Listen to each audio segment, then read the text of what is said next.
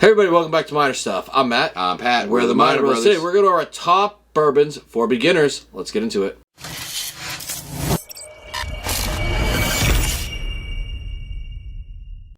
Alright, welcome back everybody. Before we get started, please subscribe to the channel if you haven't yet. Like this video, drop some comments down below. What would you recommend to somebody starting out? It's very, very important to give them something good and easy to not turn them away and say, oh, this is brutal. You had tried that with me, Matt.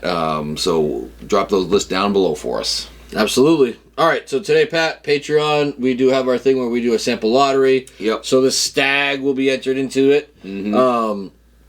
We do our monthly drawing. All right, so Pat, we get this question all the time, and this is the hardest question to probably answer because everybody's palates are individual, right? They're all different. Every person I offer, depending on what time of year it is, depending on where I am in the U.S., because distribution is different. It's always going to be a little different, right? There could be, if I was down south, a lot more probably like early times bottled and bond would probably be in there. Obviously, let's just start. Let's go with we're going lowest price to highest price. You need to start off with something because you had tried giving me something that was a little too much in the beginning, and I said, "Oh, that is disgusting. I could never do it." You kept doing your bourbon journey. I didn't. Then I tried some Buffalo Trace, and I was like, "Wow, why didn't he freaking give me this? This is what got me into it. It was very easy, smooth going into it, not overpowering." So that is our goal. These are definitely lower proof. Mm-hmm. And like I said, we are going lowest price point to pretty much highest price point. Just because I honestly would start at the lower end, but if you have somebody who's really nice and you want to go, higher end, you definitely could. Mm-hmm. All right, very first one, Pat. This is the basic. Now this one is the higher rye of all of these. Right? I think it's a little much to start with, but it could. Some people will turn it off. It is 101. It's a little on the spicy side. Yep. Definitely could go that way, but it's a classic staple in bourbon, and that's realistically. I mean, I could have put also Old Tub on here. I could put Jim Beam, a whole bunch of other ones, but I really think that this is one thing that everybody should eventually try. Probably not the very, very first one, but in the beginning. We're doing a video for beginners. Like, why would you put not like for the this beginning? Would be like the second or third thing that I haven't tried. It's still the beginning. Still the beginning. This is a classic. Everybody needs to try it. Somebody came down for the very first time. Here, I want you to try some. What are you going to have them try? I'll tell you what I'm going to have them try, Matt. Well, I get them try Caribou fucking Crossing. Hey, don't you know? That's easy to drink. It's literally right next to you as well. Oh. Anyways, Buffalo Trace. Yes, Buffalo Trace is great. Once again, this is that thing where it's sort of the caveat. Now, it is all over the place slowly. I've seen it on the shelves down in Massachusetts a whole bunch now. Mm-hmm. People definitely aren't sort of trying to get it as much.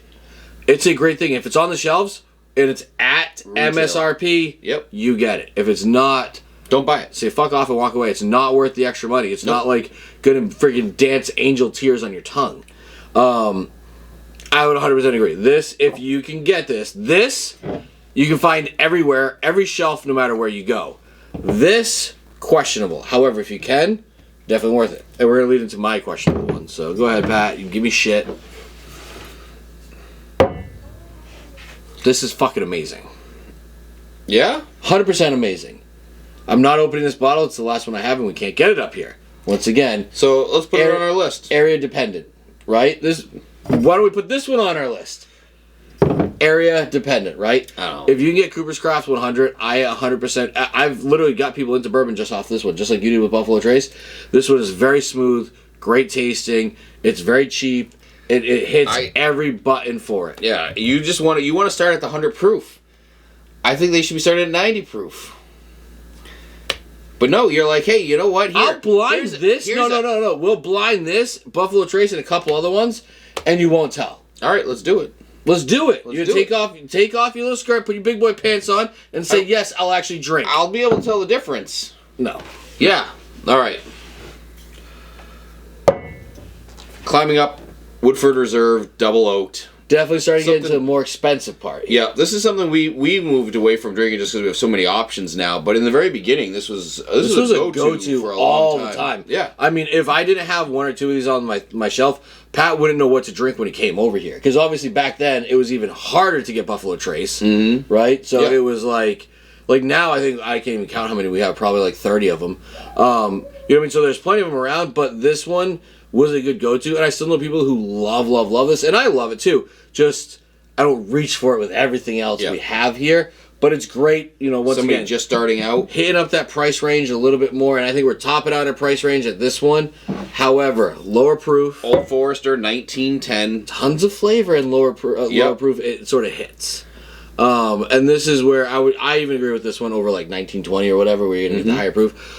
For us regular bourbon drinkers, you go back and forth any day. But for somebody new getting into it, having that like toasted notes of this really go a long way. You're getting a little bit more complex. Yeah, 100%. Yeah, people would be. Which is nice. It depends also how they're drinking it. Yeah.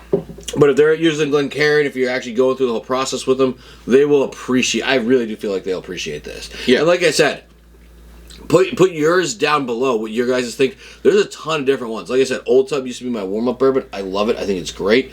The nuttiness in it, some people don't like. You know, and sorry, that's still too high proof for you. You could go Pat's proof. We could do Caribou Crossing at the $55 mark, 80 proof. Listen, I did not say that. We didn't put it in here. We did not, reason because it sucks. I'm not going to give it something that somebody. It doesn't suck. Somebody's going to like that. Somebody's going to try it and like it. They're just not going to like any of these other things.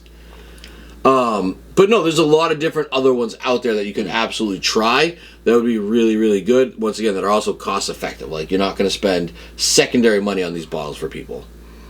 Anyways, let us know your list down below. I want to thank you guys so much for subscribing, and we hope you guys all have a great day.